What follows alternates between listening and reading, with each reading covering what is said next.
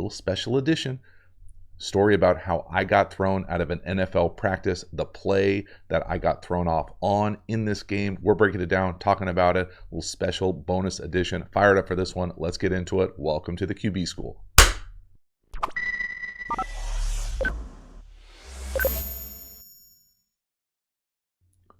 Now, this next one is an incomplete, and it's on what I'm used to calling 939 flat. We're going to talk, first I'll draw it up. Really, he's just throwing a fade here with a little rub. And I've got a really special story about my NFL career that I'm going to share here. But first, I want to make sure that I draw this thing up so we can see it. This is really just stick. So that's the clear. Here's the stick route, and then here's the flat. So it's a version of flat. That's the 9. That's not really a great 9. The 9. The 3 is the stick.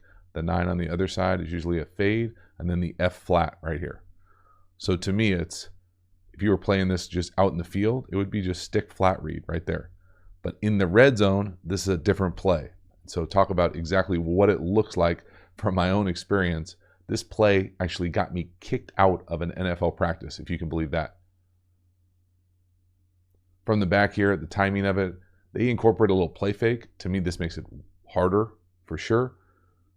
But what should be, to me, instinctually reading the corner on just that flat vertical ended up getting me tossed from a Mike Martz practice. All right, the dreaded 939 F flat red zone play for me. Got me kicked out of practice when I was with the Detroit Lions. Mike Martz kicked me out.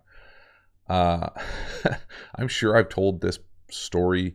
I'm not sure if I told it on the channel. I've definitely told it before.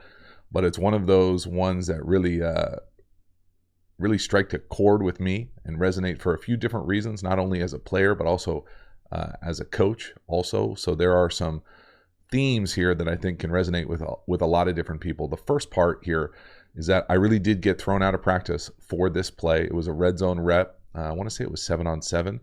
And when I was with Detroit, this was training camp. I can remember because I was still getting reps.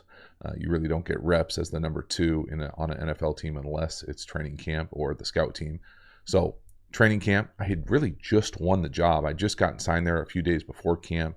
So just got the job early in camp. Never played this play before. I had been in the digit system, not the type of volume that we carried with Martz, but certainly knew many of the concepts that I was going to play with the digit system, but I'd never played this specific red zone play. So to me, when I looked at it as the normal installation, this was just stick at a bunch in the red area.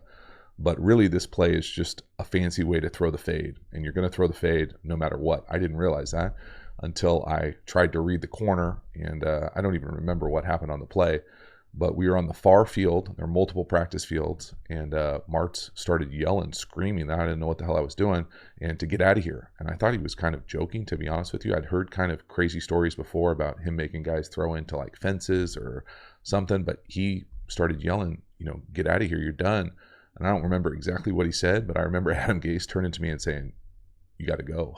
And so I had to do like essentially the walk of shame across multiple practice fields into the locker room.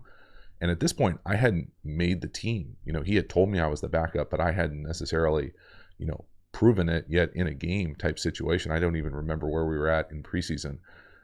And so I'm thinking, oh, I'm out of here. Like, it's over. I'm done. I'm cut. I just got kicked out of practice. And I'm not the type of guy. Now, I've been kicked out of games before, but I'm a guy, quarterback-wise, specifically as a pro, where I was going to do everything I could the right way. Now, I might not have the physical gifts to make every single throw that maybe a coach would love to see, but I was never not going to do a read correctly. And there are many times where I went through many camps making all the right decisions, might not make all the right throws, the ball might not go where I want, but where I was throwing it, when I was throwing it, those types of things, I can take pride in. I tried to do it as right as I possibly could. And so I certainly wasn't intentionally not playing the play correctly. I had just never played the play correctly. I had never played the play before. And so I go out there, try to read the corner of the flat defender, and he wants the fade thrown, and I don't know what that, and I'm kicked out of practice. I'm like, well, Jesus, this can't be real. I remember being in the locker room, shaking by myself, for like a half hour. Finally, Adam Gase, who was the quarterback coach at the time, comes in after practice and it's like, hey, Mike wants to see you in his office. The offices were upstairs in Detroit. So I'm like, oh, it's over. I'm done. I'm cut. And so I go up to see Martz, and he goes, do you know what happened today? And I go, not really. Like, you want me to throw the fade on that play? I don't really know. And he's like, listen, if you're going to be the backup here, I need you to know that I coached the starter through the backup. I was pissed at what was going on out there. And so I'm not going to publicly humiliate the starter, but I am going to publicly humiliate the backup. And so I'm going to coach the starter through the backup. Can you handle that? And I remember thinking like, yeah, I can handle that. Why don't next time, why don't you tell me before you do that? And I'm good with that. But I prefer not to get kicked out of practice thinking I'm going to get cut sitting in the locker room by myself when I don't know what the hell you're doing or what your plan is or that you do that. And so after he explained it to me, it made sense. I didn't necessarily agree with it or like it or enjoy it, but at least then I had the expectation of how hard he was going to coach me. And it wasn't necessarily because he was frustrated with me. He might be frustrated with the entire offense or the starter or what's going on with something else. And I certainly, once I understood his model for what he was comfortable correcting the starter as in public or how he was going to go about getting his message to the starter, I didn't necessarily love it, but at least I understood it. But my God, I will never, ever forget 939F flat, getting kicked out of practice, walk of shame, half hour of misery, all to understand that he was really pissed at someone else, and I was just going to take the brunt of it, and that was just his model for how he coached the starter at the NFL level. So let's get back to it. So from the back, now that we know how to read it, this is just catch and throw the fade. You can see though, and again, just because a coach teaches it one way doesn't mean it's necessarily the right way, even if the guy's a mad genius. To me, this is a read the corner read. So if we're reading the corner, he gets any sort of depth. Potentially, you could just put it on him right there in the flat. That's not a great drawing. Right there to the flat with the go.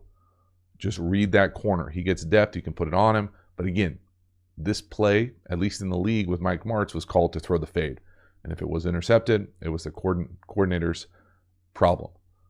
But right here, you could see potentially, does that corner hesitate at all? Again, not being in the quarterback room, don't know for sure. He kind of plays in between. You really have both for a touchdown, if I'm being honest with you. He just misses it. I think it's unnecessarily difficult here. If we're going to talk about how much I love some of the play design later in this video, the play action element of this is not my jam. It just makes it slower for the quarterback to extend the ball. A little late, fade to the field, tough throw, miss. Again, from the back end, you can really see just that little subtle thing when we're talking about offensive architecture. That play fake makes the throw late, makes the throw high. We run out of real estate, unnecessarily difficult. So just those types of decisions that go into the offensive construction can really impact a touchdown or not. Halftime, you dig the channel and you haven't already, please subscribe, hit the bell, get the notifications. It lets you know when we go live, when we put out new content. I certainly appreciate the support for the channel. I really do appreciate you subscribing, supporting the channel, sharing it across a number of different platforms. If you want even more quarterback school content, we've got a bunch available. All of it can be found in the description to this video. So get over there, check out all the quarterback school courses, the quarterback school Patreon community, a bunch of free resources as well. I appreciate the support. I really do appreciate you subscribing, sharing it across multiple platforms. It means a lot to me and the channel, so thank you so much for doing that. As for this one, let's keep it going.